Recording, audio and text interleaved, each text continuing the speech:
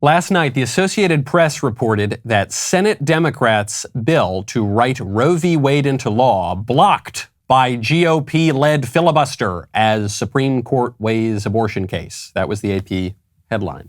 MSNBC similarly reported that a GOP-led filibuster derailed the bill to codify Roe v. Wade protections. And since the AP and MSNBC reported it, you will not be surprised to find out that that is not true. The Democrats' abortion bill failed by a vote of 49 to 51. That is not a filibuster. The filibuster is a tool to delay or block legislation in the Senate. It has been used by both parties and defended by both parties, including people who are now in the leadership of both parties, many, many times throughout history, but it was not used here because you don't need to use the filibuster if the other side can't even win a simple majority of votes for their bill. I obviously do not put it past MSNBC and the AP to lie, but in their defense, I also wouldn't be surprised if the geniuses running those news organizations simply didn't know what the word filibuster means. Regardless, contrary to what the AP and MSNBC reported, the bill did not fail because of any strange rules, any chicanery. It failed because most senators voted against it. And most senators voted against it because it would have outlawed virtually every abortion restriction in the country. It actually did not seek to codify Roe v. Wade into law. If that's all the bill had sought to do, the bill almost certainly would have passed because squishy Republicans like Susan Collins and Lisa Murkowski almost certainly would have voted for it. The bill went further because Democrats have adopted an extreme position on abortion that has absolutely no basis in the American legal tradition and almost no currency among the American people, just 6% of whom support it, which is why they're taking to the streets and throwing Molotov cocktails through the windows of pro-life pregnancy centers and screaming in front of the houses of Supreme Court justices and scaring their kids in the middle of the night. The pro-abortion movement cannot seem to gain any more power. It can't seem even to hold on to the power that it already has in the ordinary political process. So now they're looking outside the political process to mob justice in residential neighborhoods. I'm Michael Knowles. This is The Michael Knowles Show.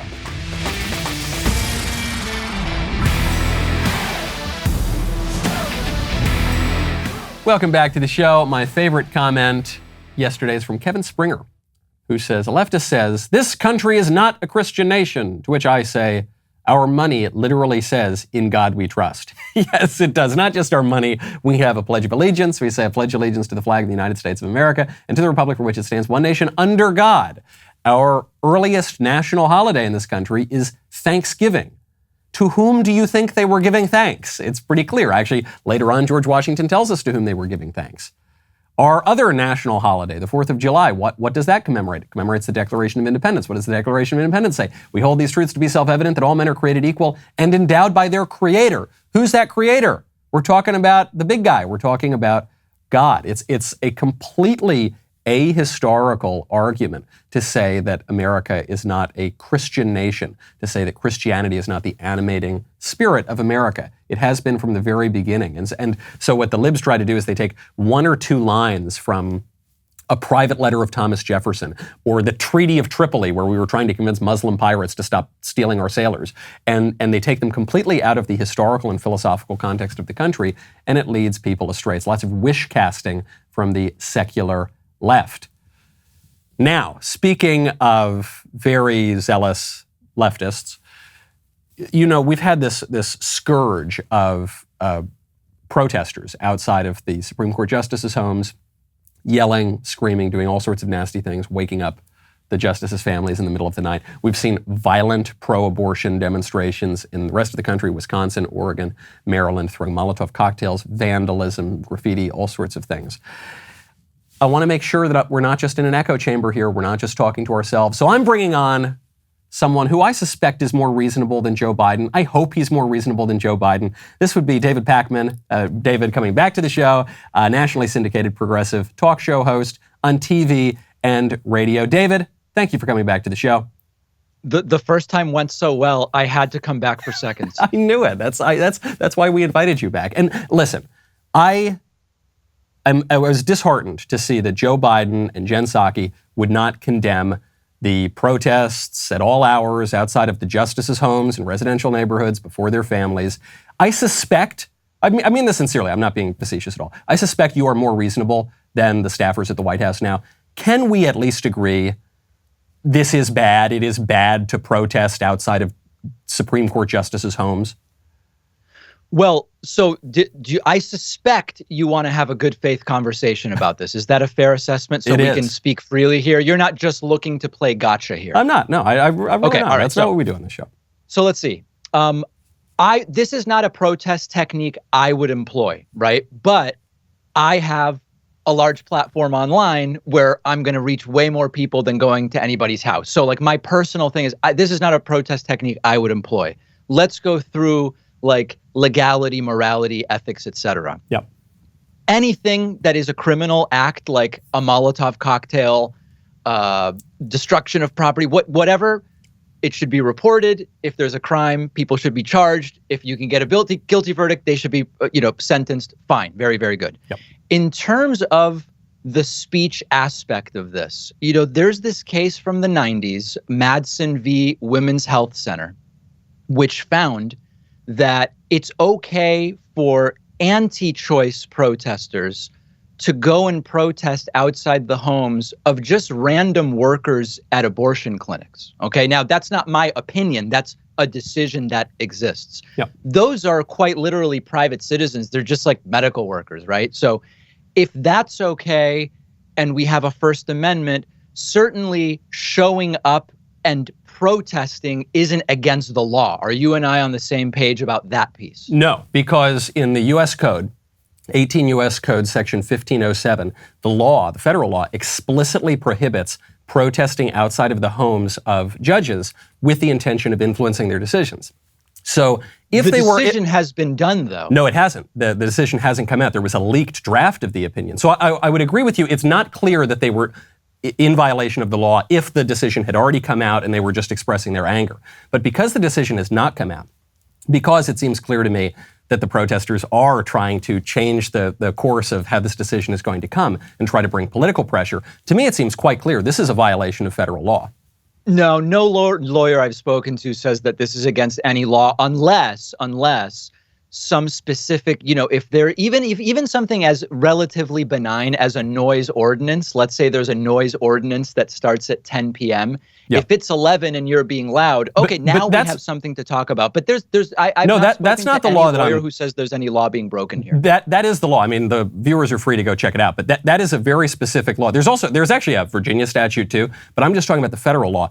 18 U.S.C. 1507, you can look it up. Now, you might say, well, I don't like that law. I don't think it's just. I think it's a violation. It's applicable here. I just don't think it's applicable at the homes of these individuals in Virginia, based on lawyers I've spoken to. Neither you or I are lawyers, so we may just be. But I can read the law. I mean, further. The statute is plain. Are you saying that you don't think that the protesters are seeking to influence the decision? I haven't spoken to them, so I really can't say. But you can hear what they're saying, right? What's that? You can hear the sort of things that they're chanting. They're not saying. I actually have not heard what they're chanting. I have not. Okay. I don't know what are they chanting? You tell me. They're chanting "My body, my choice." They're chanting. My body, my choice isn't change the decision. Of course it is. That's just their opinion, right? My body, my choice. They're chanting in support of the ruling that will be overruled by the Dobbs versus Jackson Women's Health Organization case. Listen, I think that if we want to get into the minutia of this at the legal level, I think you would have a hard time arguing that legally saying "my body, my choice" is equivalent to saying "change your decision." So I don't know, David, that this is the best path what would they be doing outside of the justices' homes before a decision comes out, after a leaked opinion? Expressing their opinion. I mean, listen, legally, I don't think you're going to win on that. I don't think you're going to win on legally they were breaking the law because they said "my body, my choice." It seems very weak. No, David, they're not merely saying "my body, my choice," and they're not merely posting some opinion online. They're going to the homes of these people. Actually, the group that sent them, it's called Ruth Sent Us, they said that this is an unacceptable attack on women and LGBT, and we need to force them, right? That was the key word. We need to force them to change their views using a diversity of tactics. And we would acknowledge that peaceful protesting is just one tactic, so it seems like they're calling for other things. But even that word force, what is that word force? Michael, now you're blending, now you're saying, well, they've used peaceful protesting, but they're calling for other things. But so they've broken. That isn't my problem. No, I mean, I think that that is a separate issue. But the very fact that the organization that sent... up. I'm sorry? But you introduced it in this conversation. That's a problem as well, that they're calling for a diversity of tactics. But the chief problem that we're discussing here is that the organization that is taking responsibility for sending the mobs to the justices' homes says we need to force them to change their minds. We need to force them to not attack women and LGBT and all of the other minority groups that they're discussing. So even the word force would suggest to me that they are attempting to influence the decision and therefore are in violation of this law. Yeah, I'm not trying to skirt the main point you're trying to make, which I am unsure I can identify, but I haven't seen that specifically said, so it's just hard for me to comment on it. I can you're pleading ignorance on this point. No, I'm not pleading ignorance. What I can speak to is, if any crime has been committed, charge them. Okay. I'm totally with that. I'm totally with that. Yeah. Okay, that makes sense. Do you think now, from your perspective as a reasonable Democrat, if you were advising Democrats... I'm not a Democrat. I've never been associated with the Democratic Party. Really? Well, yeah. Are you in any party, or you're just independent? No. Yeah, I'm just independent. You would generally vote for Democrats, I would assume. I vote for more Democrats than Republicans. I don't care about parties, though. I see parties essentially almost like corporations that justify their own existence to just continue existing in opposition to the other party. Do you really vote for Republicans? I voted for many. There's lots of nonpartisan local elections where I later found out some of the people were not Democrats. But I mean, it's kind of neither here nor there. Okay. So, but you're not formally in the Democrat Party. If you were advising a Democratic candidate, or any candidate for that matter, who is on the left, would you advise them to continue running on this issue of abortion, on this issue of, for instance, the bill that the Democrats last night tried to pass, it failed in the Senate.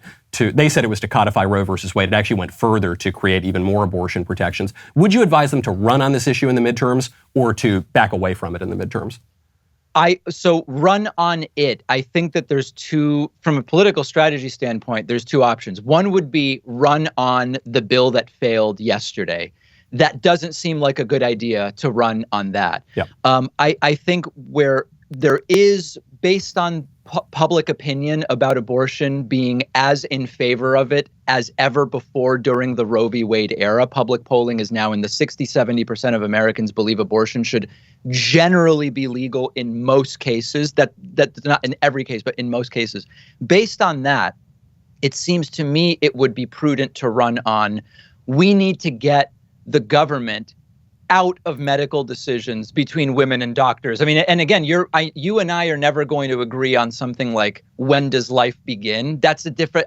we might agree on that. I had a gal who came... Whoa, hold on. But let me at least finish my sentence. Sure. You asked me about strategy. It seems to me that since most Americans think abortion should be legal in most cases, the right strategy thing would be, we need to get the federal government out of in the middle of these medical decisions. But right now, if you let's say that the leaked opinion actually ends up being the final decision. Let's say that Roe v. Wade is overruled instantly, as Elizabeth Warren says, abortion is severely restricted, if not outlawed, in more than half of the states. Instantly, you're in a very different situation. Sure. Knowing that there are all sorts of polls. There's polls that show that 94% of Americans reject the absolutist view of abortion held by some Democrats. There are polls, as you cite, that show that when you ask the question, do you support Roe versus Wade broadly, then there is some majority of Americans that broadly want some abortion liberality. Michael, that's very mealy-mouthed. I mean, let's just be honest. Asked the same way, over the last 50 years, support for Roe v. Wade has continued to go up. Fair? Well, it depends how you ask the question. If you ask the same way over the last 50 years, if you ask, it has gone up. If you ask the question in a way that is, I think, hiding the reality of abortion and is just talking about the decision Roe versus Wade, then sure, there's broad support for it. But if you ask the question and you say, do you support this type of abortion? Do you support this type of abortion? Do you support? Then the support is much smaller. This is why the bill failed yesterday. You're creating distinctions only to create doubt, when the point I'm making is, over the last 50 years, generally, overall, should abortion generally be legal in most cases? But support has gone up. You can admit that and still be against it. No, but David, the problem is the devil is in the details, because I've got a poll right here that goes into depth on different aspects of abortion polling. that I'm not depending on how you change disagreeing with you on depending on how you phrase the question, you get very different answers. So I guess my point is this. According to some of this polling, very few voters and very, very few independent voters support abortion as a top policy issue. It does not seem to motivate a whole lot of people to go to the polls. Oh, fair. I would agree with that. I agree with that. So therefore, in that case, if you were advising these candidates, you might say, okay, just keep using the same lines that Democrats have used since Roe versus Wade. But if you were talking about focusing a campaign, I think there are a lot of Democrats right now who say, we're going to run on this. This is going to motivate everyone to go to the polls. Make your campaign about abortion. Would you say that's a good strategy, or would you say, hey, maybe back off a little bit and talk about, I don't know, gas prices? No. I don't think that's a good strategy. I mean, again, this is less about my opinion, but it's about what the facts show. The facts show that economic issues are far more important when it comes to running national campaigns. So I mean, no disagreement there. These are just strategy questions. Yeah, absolutely. Sure. There was polling that came out yesterday that showed that on the abortion question, in as much as it does motivate people, it's actually the Roe v. Wade overruling seems to be propelling Republicans at almost 2x the rate as Democrats. So anyway, listen, David, I knew that you would be much more reasonable than Joe Biden. David, that's all the time we have. Thank you very much for coming on, though, as always. Oh my God, it's over. We haven't even talked about anything yet. We've got, well, I think as I gave you a compliment, but thankfully that's missing too. I think that you've presented a more reasonable view than the White House has. I think you've presented better political advice than the White House has for their own party. And so I appreciate you for coming on. Where can people find you? DavidPakman.com. I can't imagine a more meaningful compliment and praise than that coming from you, Michael. Thank you. David, thanks for coming on. Now, listen, folks, we need to protect not just our families, not just our rule of law, not just our institutions. We've got to protect our homes. That's why you need Ring. Right now, go to ring.com/Knowles. You know how much I love Ring. I've been talking to you about Ring for years. They have been supporting this show basically since the very beginning. And it started with that Ring video doorbell, which is great. You get to see and speak to whoever is at your doorstep, whether you're in your home, at the office, on the beach somewhere. Then I told you about Ring Alarm. So Ring Alarm allows you to protect your whole home, the windows, the doors. You can protect from freeze, fire, flood, all the bad guys. Well, now, my friends, you've got to go pro. Ring Alarm Pro does not just protect your physical home. You live in your physical home. We got physical bodies. You got to protect that. It protects your digital home, too. We live so much of our lives online in the virtual reality that you've got to protect that Wi-Fi router. Ring Alarm Pro, according to CNET, is a giant leap for home security. You're going to find out why. Be a pro like me. Go pro with Ring. It's absolutely great. Makes me feel so comfortable when I'm in the home, when I'm away from the home. To learn more, go to ring.com/Knowles. That's ring.com/Knowles. You know, David wouldn't give me the point, and he kind of pled ignorance on this aspect of the federal law, which is pretty clear. By the way, it says very explicitly you cannot protest outside the judge's homes to influence the decisions. But I think he conceded the broader point, which is, yeah, I wouldn't use this tactic. Yeah, I don't think this is very effective. Yeah, if they broke a law, let's arrest them and sweep them to the fringes. It would probably be wise for Democrats to do this, because this is a loser for them. They thought leaking the opinion was going to galvanize support. It hasn't. It's had the opposite effect. They thought protesting outside the judges' homes was going to galvanize support. It's had the opposite effect. They thought, I think the purpose of leaking that opinion was to codify Roe versus Wade into law and pass a national abortion bill. They tried that. It failed. And it didn't even fail because of the filibuster. It failed because they couldn't even get a bare majority of people to vote for it. And so now they're left screaming into the void. I don't know his name. There was a guy who popped up, something. He popped up on Twitter. He went viral yesterday. Some people said he looked like a deep fake of me, like a kind of bizarro world version of me. And he expressed what I think is the very common anger and very incoherent anger of the libs over Roe v. Wade. I have a question for the Department of Justice. When Amy Coney Barrett said she'd uphold Roe v. Wade in her confirmation hearing, she lied. Lying under oath is perjury, and perjury is a federal crime. Why didn't you take any legal action against her? When Neil Gorsuch said he'd uphold Roe v. Wade in his confirmation hearing, he lied. Lying under oath is perjury, and perjury is a federal crime. Why didn't you take any legal action against him? When Brett Kavanaugh said he'd uphold Roe v. Wade in his confirmation hearing, He lied. Lying under oath is perjury, and perjury is a federal crime. Why didn't you take any legal action against him? Merrick Garland, your decision not to prosecute is going to cost women in America their reproductive rights. How dare you call yourself the Department of Justice? Do your job. Prosecute the Republican justices. Mr. Garland, how dare you call yourself the Department? Does he call himself that? I don't think he does. Well, they committed perjury. No, they didn't. Do the libs not know what basic words mean? What basic legal concepts are? They don't know what the filibuster is. They don't know the political concept. They don't know what perjury is. But this is a common refrain now that you're hearing from the libs, that Amy Barrett and Brett Kavanaugh and Neil Gorsuch perjured themselves because of what they said in their confirmation hearings about Roe v. Wade. Well, what did they say? I've got it here. I've got it from factcheck.org, which is sort of isn't that the left-wing organization? I think it is, but they have the exact words here. And what did they say? Gorsuch said that Roe was precedent. He wouldn't even say that it was super precedent. He said, this is precedent. Senator, I would tell you Roe v. Wade decided in 1973 is a precedent of the United States Supreme Court. It has been reaffirmed. The reliance interest considerations are important there, and all of the other factors that go into analyzing precedent have to be considered. It is a precedent of the U.S. Supreme Court. It was reaffirmed in Casey in 1992. So a good judge will consider it as precedent of the U.S. Supreme Court, worthy as treatment of precedent like any others. And Kavanaugh and Barrett did the same thing. They didn't say, I will uphold Roe v. Wade. I will uphold Planned Parenthood v. Casey. They said it is precedent. It should be treated as other precedents are. And sometimes you uphold precedents and sometimes you overrule precedents. And all the senators during their confirmation hearings wanted the judges to say, I hate Roe v. Wade, but they wouldn't say that because they were smart and they wanted to get on the court. So they just said, yes, it'd be as if they said, Roe v. Wade is Roe v. Wade. Yes. And Planned Parenthood v. Casey is Planned Parenthood v. Casey. And Roe v. Wade has 3 words in it, Roe versus Wade, and one of those words starts with an R and the other with a V and the other with a W. And that is my opinion of Roe versus Wade.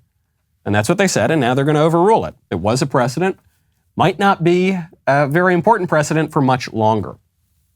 This issue, I got into a little bit with David. This is a loser, not just in terms of where the support is. David made the point that Roe v. Wade, the concept of Roe v. Wade is popular enough, but abortion itself is not very popular, which is why you've got to go into the details and why you've got to change the wording from the way Democrats have in the polls to the way Republicans do in the polls. And then you've got the motivation factor. People are simply not motivated by this issue at all. Only 1 in 5 independent voters, according to new polling by the RNC obtained first by the Daily Wire, 1 in 5 independent voters say abortion is the main factor for them in determining a candidate. Only 16% of independent voters said abortion should be allowed at any time during the mother's pregnancy for any reason. When you add Republicans to that number, then that number goes down to 6% of the electorate. So it's the top issue for only 9% of voters. It's a loser, Democrats. I mean, keep it up. You're only winning votes for Republicans at this point. You're only winning support for the overrule of Roe versus Wade, but you are not helping your own side. All right, now speaking of life and death, you got to go check out Fabric. Right now, go to meetfabric.com/Knowles. Do the responsible thing, parents, okay? Time to finally cross off one of the most important things on your to-do list. That's life insurance. Fabric makes getting a great term life insurance policy for your family quick, easy, surprisingly affordable. Fabric was built specifically for parents to help you manage your family's financial future like a parenting pro, stress-free. Fabric's new lower prices mean significant savings over other providers with great policies like $1 million in coverage for less than $1 a day. Everything is on your schedule with Fabric because it's all online. Less than 10 minutes to apply. You could be offered coverage instantly. No health exam required. Just personalize your quote to fit your family's needs. You will be set with high-quality, affordable protection for your family. You will sleep easier at night. You will have done the responsible thing. It's backed by Vantis Life. Really, really important to do. Right now, you got a 30-day money-back guarantee. Protect your family with term life insurance now in just 10 minutes. Apply at meetfabric.com/Knowles. That's meetfabric.com/Knowles. How do you spell it? MEET, fabric.com/Knowles. Fabric Insurance Agency policies issued by Vantis Life. Not available in New York and Montana. Prices subject to underwriting and health questions. The weird sex stuff does not play for Dems, whether we're talking about abortion or whether we're talking about gender or transgender or orientations or all sorts of sexual issues. You know that the number of genders has multiplied in recent years from 2 to 56 to 75. Now there's a new gender. I found one yesterday. I had never heard of it before. That would be cake gender. Okay, I would describe xenogenders as a gender that could not typically be described with terms such as masculinity, femininity, neutrality, androgyny, things like that. It's more of not how you relate to a particular gendered experience, but more of how you relate to things. For example, cake gender. I know a few people who personally use this. It's typically described as them feeling light and fluffy or sweet and warm, and it's not something that you could typically describe with the terms masculine, feminine, androgynous, etc. Another example of cake gender would be if someone feels like they have different layers or flavors to their particular gender. I'm cannoli gender. I'm a little prickly on the outside maybe, but really soft and sweet in the middle, and full of chocolate chips actually too. Every gender identity other than man and woman is a euphemism for narcissism, I have come to realize. Every single one. You can be a man, you can be a woman. Before you become a man or a woman, you could be a boy or a girl. Every other gender identity is just a case of people thinking about themselves too much. It's not that they think too much of themselves necessarily. It's that they think of themselves too much. And a man wrapped up in himself makes a small package indeed. Cake gender, the way that this lib, who brought to us, of course, by Libs of TikTok, the way that she describes cake gender is to say, I think that I'm sweet. I think I'm a nice person. I think I have some levity to me. And therefore, that's a special gender identity that makes me really special and unique. No, most people are kind of nice, at least some of the time. Most people can be sweet some of the time. Most people have some levity. Most people laugh occasionally some of the time. That doesn't make you super duper special, okay? It's a good thing. It's good to be encouraged. But stop. If you just think about yourself and all the ways that you're so super duper special and so different from everybody else, there will be no end to that. All you will do, like Narcissus, is just look down at the mirror and just see yourself, and you won't be able to see all the other beautiful stuff around the world. You won't be able to lift your eyes to heaven. You won't be able to look around at your community. You're just going to be thinking of you, and that's not good. That's going to drive you crazy, and the people who fall into this stuff are crazy, and they're behaving in a really crazy way. And the way to stop it is to just stop thinking of yourself so much.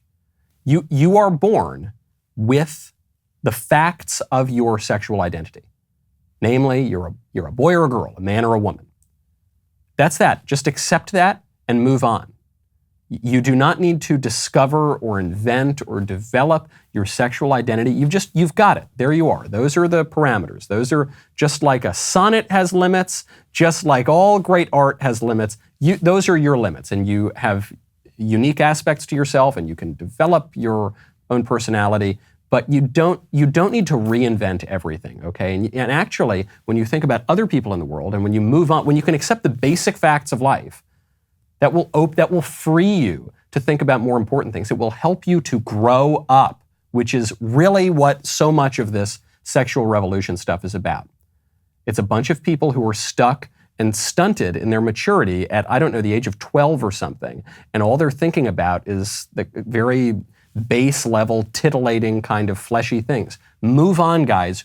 At a certain point, we have to grow up, or we're going to have a society of overgrown children, which is unfortunately what we have, and it's not leading to lots of great things. This is, by the way, I don't just want to beat up on the people with the weird sex stuff.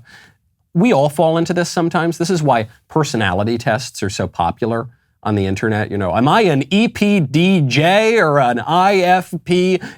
What am I? You're such a Pisces. You're such a Capricorn. Yeah, no, I took this test and people do that. The reason that advertising agencies put those tests into websites is because they know that you're extremely self-absorbed, and they know this is true. Probably not you. You're the creme de la creme. You're focused on, if you're listening to this show, you're focused on broader things. But for a lot of people out there, they're extremely self-absorbed, and they click those links because they don't really care about art or literature or politics or things outside themselves. They really just care about themselves, and they want to talk more about themselves. Don't do it, folks. It's super boring and silly and embarrassing. Don't do that. Speaking of narcissism, one of the biggest one of the biggest Broadway stars, Patti LuPone, just got caught on audio berating an audience member at one of her shows because the audience member was not wearing his mask in exactly the way that Patti LuPone wanted him to. I just want to address one thing. Please put your masks over your noses. Oh, do you want me to go put a mask on right now? Did I have a mask on during the show? Do you want me to put a mask on? Because I will. Your mask protects me so that I can perform. I deal with people like you all the time. And you just are right next to her. Put your mask over your nose. That's why you're in the theater. That is the rule. If you don't want to follow the rule, get the f*** out! Woo! Get out! Woo! Leave! Who do you think you are that you do not respect the people that are sitting around you? You pay my salary. Bullshit. Patti Chris LuPone! Harper pays my salary. Excuse me. Who do you think you are? Who do you think you are? Do you think you're like me, the person not wearing a mask? The best part of it, of course, is that she is not wearing a mask. She's not supposed to wear a mask. She's a special person. She's famous. Even though she's just a Broadway actress, she's probably got she's probably fairly wealthy. Goes to very fancy parties. She's celebrated. She doesn't have to do it. Biden doesn't have to wear a mask. That's why he gets caught without a mask all the time, even when he's making everyone else wear one. Dr. Fauci, he doesn't have to wear a mask. All the celebrities at the Met Gala or anywhere else, they don't need to wear masks. Only the dirty, filthy, disgusting staff who might spread their peasant germs to the beautiful elite people, they need to wear the mask. And usually the elites have the common sense, the common basic political self-preservation instinct to not scream at the unwashed masses in public. Patti LuPone, like a lot of Broadway actresses, doesn't have a ton of control over her emotions, and so she goes and just shrieks at this person, says, "Who do you think you are? Do you think you're me?" Yeah, I think that we have at least as many political rights as you, or at least I think we should. And if you were really so concerned about the Wuhan flu, then you just wouldn't perform in the first place. You'd either wear a mask on stage or you just wouldn't show up if this were really such a grave threat to you. But it's not, and you know it's not, and it's just a power trip, and it might have a little to do with neurosis too. But we're not going to take that anymore, okay? And I give a lot of credit. The guy in that audience is the kind of guy who would go see a Broadway show. So I don't think that this was some rock-ribbed, radical, right-wing Republican or anything. This is the kind of guy who will go to very left-wing cultural events. And he just said, look, I'll put them, but I'm not going to have it over my nose, and I'm not going to back down to you, Patti LuPone. I don't think so. The libs are totally, totally disconnected from reality at this point. Do you remember a few weeks ago, we heard that there might be some food shortages in this country. We had an inkling that this was true because, well, for one, our grocery stores have had some weird stocking issues. Supply chain hasn't been great, to say nothing of prices going through the roof. And when we suggested that, what happened? The libs called us conspiracy theorists. The libs said we were spreading far-right misinformation, disinformation. Oh, whoops. Not only do we have a food shortage, we have a shortage of baby formula. 40% of all baby formula products nationwide are currently out of stock. That's according to CNN. The libs are blaming this on a recall of products from this one Michigan plant that's run by Abbott Nutrition. There's a question, why was it shut down for so long? Why couldn't they just resolve this issue and then reopen it? The baby formula shortage is a big problem because, one, not every baby can breastfeed, not every baby can latch, not every mother can produce milk. Sometimes the mother can produce milk, but not enough milk. So this is a real problem. When you've got a little 3-month-old baby, the baby's got to eat. If you don't have formula, that is as acute a problem as there can be in a country. The timing of this, though, really throws it into stark light. The conservatives right now are very, very worried that America won't be able to feed its babies. The conservatives are trying to pass bills. The conservatives are writing to the heads of the agencies, like the FDA, saying, what's going on? We need to make a more efficient process. We need to pass some emergency legislation. We need to get formula to the babies. That's what the conservatives are worried about. The liberals are worried, deathly afraid that they won't be able to kill as many babies anymore. The conservatives want to feed the babies. The libs want to kill the babies. The conservatives are proposing legislation to feed the babies. The libs are proposing legislation to kill the babies, actually to kill more babies even than you would see in a framework of Roe versus Wade. Which do you think is more popular? Well, we know. We know because the abortion bill failed. So we know that that's not particularly popular. So why are they doing it? Why are they doing it? I think, one, they're really trapped by their own ideology. I think, two, they're captive to their radical base, which wants abortion on demand without apology. And three, I think it's just kind of the devil, folks. I think, it's kind of like that bell curve meme where at the very bottom of the bell, like the really dumb people on the bell curve, they're just like, duh, bad people collude with the devil. And then in the middle, it's like, well, no, actually, it's because of all of these rationalist reasons that blah, blah, blah, blah, blah. And then at the very top of the IQ bell curve, it's like, no, it's probably just the devil. I think that's kind of what it is. When you see people crazed, like Elizabeth Warren was, fire in her eyes, fingers itching for the tomahawk, saying, I'm so angry about Roe versus Wade. We're going to stop it. We're going to kill all these babies. We're going to fight back against these babies. The only way that I can explain that mania, ultimately at a really deep level, is that evil is real, there's a personification of evil, and people collude with it. That's it. Do I sound like a crazy conspiracy theorist? No, I think I sound like pretty much every wise person throughout the history of the world, all of whom knew that good and evil are real things and have real personalities, and we have some relation to them. Okay, there's a former Ohio State Senator, a blue check on Twitter, Nina Turner, who she's actually taken it all the way to its logical conclusion and has said, look, there's a baby formula shortage and Roe v. Wade might be overruled. This just shows you, right? If you were a conservative, you'd say, this just shows you we need to feed the babies. She said, this just shows you how important it is to kill more of the babies. We got a baby formula shortage. What's the answer to that? You can either make more food or kill more babies. And this woman actually says, quote, there's a national shortage of baby formula. That means babies are going hungry. Instead of taking care of our nation's children, conservatives are worried about banning abortions. Sickening. And this is actually, in her defense, this is the left's argument for abortion. The left's argument for abortion is if a baby might suffer ever, if a baby might have any hardship in his life, it would be better to kill that baby than to let him live and be adopted by parents or whatever. Their argument is that suffering of any kind is worse than death, and it explains the libs' reaction to abortion. It explains the libs' reaction to suicide. It explains the libs' policies on drugs, actually, for that matter. It explains the libs' reaction to questions of life. Now, tomorrow is the mailbag. I'm very excited. We've got this new wonderful process where I get to hear from you in the mailbag, not just read your questions, but I will get to hear from you. You can leave voicemails in my mailbag. We will play them on the show. So make sure you become a Daily Wire member to go do that. Also, it is the most infamous Supreme Court case in history. It is the deadliest decision in history. And even 50 years after Roe v. Wade, few know the full gruesome truth behind that landmark decision, this decision that has enabled the destruction of over 64 million babies since 1971. Well, tomorrow, May 13th, the Daily Wire will take a wrecking ball to all the 4 big lies that the abortion industry is built upon. Tune into the world premiere of our original documentary featuring yours truly called Choosing Death, The Legacy of Roe. Uncover the inside story of how Roe v. Wade came to pass and why it needs to pass away. Here's the trailer.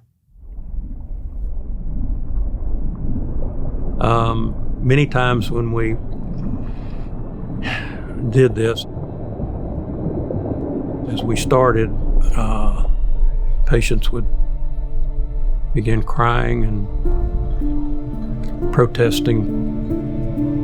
But once we had begun dilating the cervix and passing instruments into the uterus, it was too late to stop.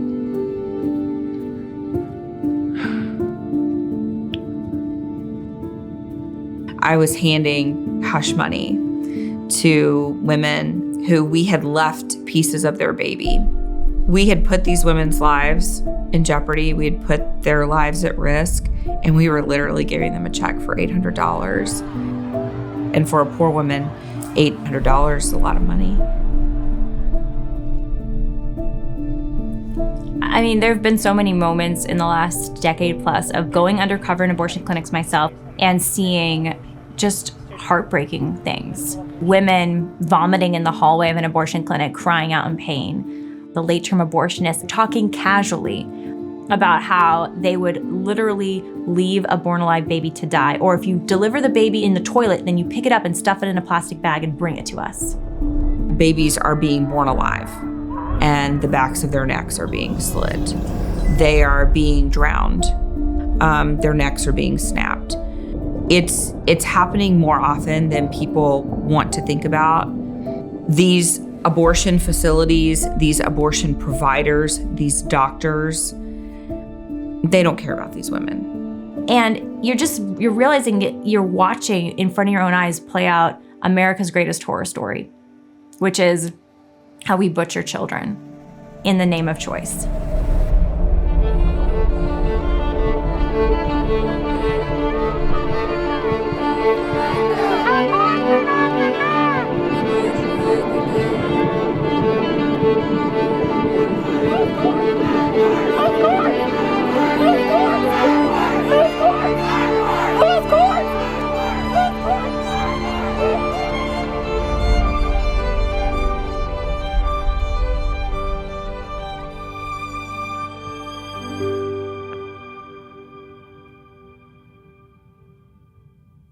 Please help us to expose the truth. Tell your friends to watch. If you are not already a member, become one today, dailywire.com. Tune in Friday to the documentary Choosing Death, The Legacy of Roe, dailywire.com/choosing. Head on over there right now to join the fight. We'll be right back with a lot more.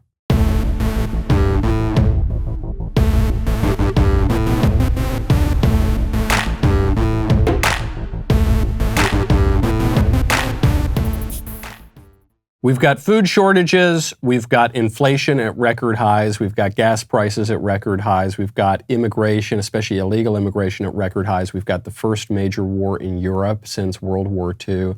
We've got lots and lots of problems. Nothing is going right for Joe Biden. And yet Joe Biden insists that this is his strength.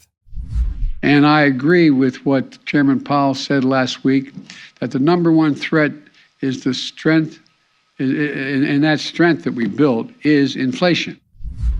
The number one threat is the strength, and the strength that we've built is inflation. Now, I think that might be true. I think fact check true on it. The number one threat is the strength. Okay, what is he? Strength isn't a threat, right? But what do you mean by strength? You're saying the strength is that you have built is inflation. Well, you did build inflation. You are one of the principal drivers of the inflation crisis we have right now. And that is the number one threat. So I guess he's telling the truth. Probably unwittingly, probably because the teleprompter was too difficult for him to read or something. But I think Joe Biden actually may have just accidentally said the most honest thing he's ever said in his entire career. Yes, this is the threat. This is a major threat to the country, disproportionately to people at the lower end of the socioeconomic spectrum, and it's a big threat to his presidency. And it's why the Democrats are running scared here. I think it's why, in large part, they tried to shift away from the economic problems to a cultural issue like abortion, and then abortion didn't work for them. Then it turned out that was actually a loser too. So now they're trying to shift and say Republicans want to get rid of contraception. They're making this argument. They're saying if we overrule Roe v. Wade, then they're going to overrule the Griswold decision, which found a constitutional right to contraception. They're going to outlaw interracial marriage. They're truly grasping at straws because they know that this is a loser. They know that the midterms right now, unless there is widespread voter fraud, which there might be. There's a great new movie out by Dinesh D'Souza called 2000 Mules. I actually haven't seen the whole movie yet, so I want to wait to comment on it until I can finish the movie. But there's, as we've said, especially on this show, as we've said from the very beginning, since election night 2020, lots of questions about that election, lots of weird stuff, lots of obvious violations of the law in certain states in how the election was conducted. That's not good. If we don't get our election security under control, then it's not going to matter how much momentum we have going into the midterms or into 2024. But assuming that we can get that under control, which we have in certain states at least, it's going to be a blowout. Assuming nothing changes, it's going to be an absolute blowout for Joe Biden and for the Democrats. I think a lot of people right now are looking back on those Trump days, those days of Republican rule, quite fondly. I think people want Trump back. If not in the White House, though probably that too, but if not in the White House, certainly on Twitter, which is why Elon Musk is now saying, this is really breaking news, Elon Musk is saying he would gladly reinstate Trump's Twitter account. I guess the answer is that I would reverse the perma ban. Obviously, I don't own Twitter yet, so this is not like a thing that will definitely happen, because what if I don't own Twitter? But my opinion, and Jack Dorsey, I want to be clear, shares this opinion, is that we should not have perma bans. Okay, great. Done. Why is he doing this? One, because it's the right thing to do. Elon made this point explicitly, said, I think it was morally wrong to ban Trump. But he's also doing it, and this is a real message. If you're not a true rock-ribbed conservative, constitutionalist, patriot, whatever word you want to use, at least let me appeal to your self-interest right now. The issues that conservatives are running on are winning issues. Having the ability to speak freely on social media, that's a winning issue. The libs have a losing position on that. The conservatives have a winning position. Pro-life or pro-abortion, look at that vote yesterday in the Senate. The pro-life side is the winning argument here. Okay? The restricting immigration, that is a winning argument. Poll after poll after poll shows it. The stop printing money, it's sending it to all people all over the world and actually maybe focus your resources at home. That's a winning argument. Stop letting Dr. Fauci govern the country, get rid of all the stupid COVID stuff. That's a winning argument. All the conservative arguments are winning, even just from your self-interest. You should be siding with the conservatives. If you're in the middle, if you're a squish, if you're an independent, it is in your interest to side with the conservatives. For goodness sakes, even Whoopi Goldberg agrees on this point, especially on the point that Elon just made. Whoopi Goldberg, on The View, she is a very left-wing lady. She just said, yeah, if Elon wants to put Trump back on Twitter, that's probably the right thing to do. Listen, Donald Trump wants to be on Twitter. If people want to listen to him, fine. Fine. Because that's what it is. That's where we have said to people, you have the right to say whatever you want to in this place. We've let it go. And when it suited us, it was fine.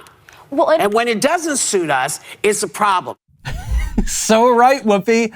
You tell them. That's right. Yes, if people want to listen to Donald Trump, who is, by the way, who is not some fringe, radical, extremist, dangerous, he's a former president of the United States, for goodness sakes. He's been a celebrity for 40 years. He's a very well-known cultural figure. If people want to hear from him, they should be able to hear from him. It's not just crazy right-wingers who think that. A lot of liberals think that too. A lot of Democrats think that too. That's why the Democrats are getting crushed in the polls right now. You want to talk about issues of freedom? Senator Cruz just proposed a phenomenal new bill. This is the, wait for it.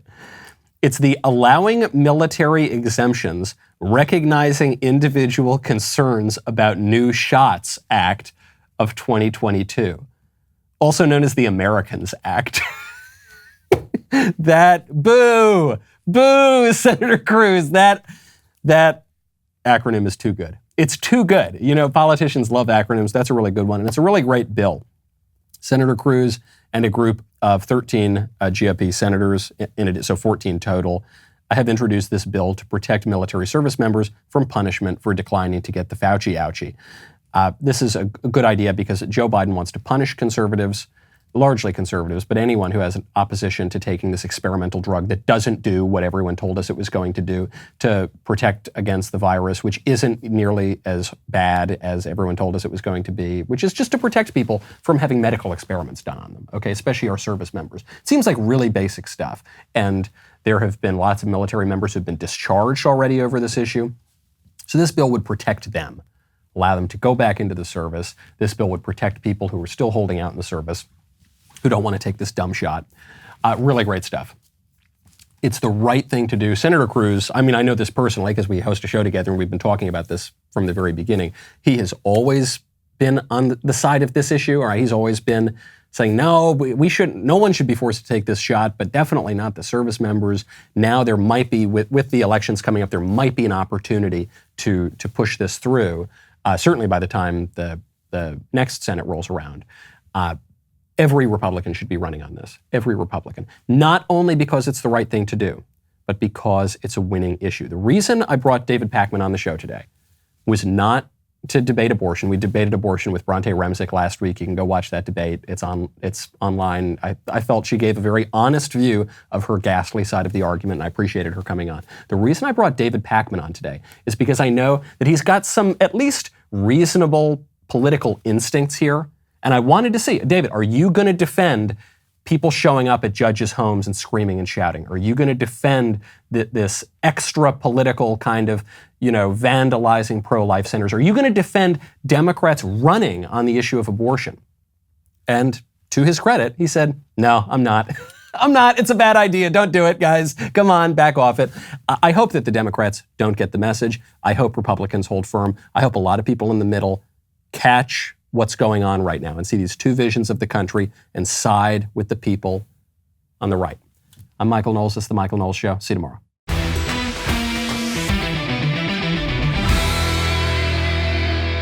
The Michael Knowles Show is produced by Ben Davies. Executive producer, Jeremy Boring.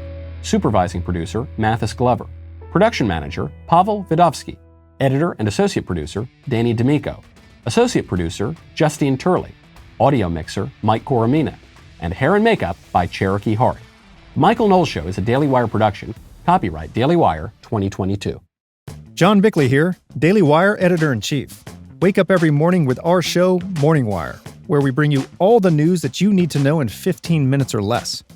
Join me and my co-host Georgia Howe for daily coverage of all the biggest stories on Morning Wire.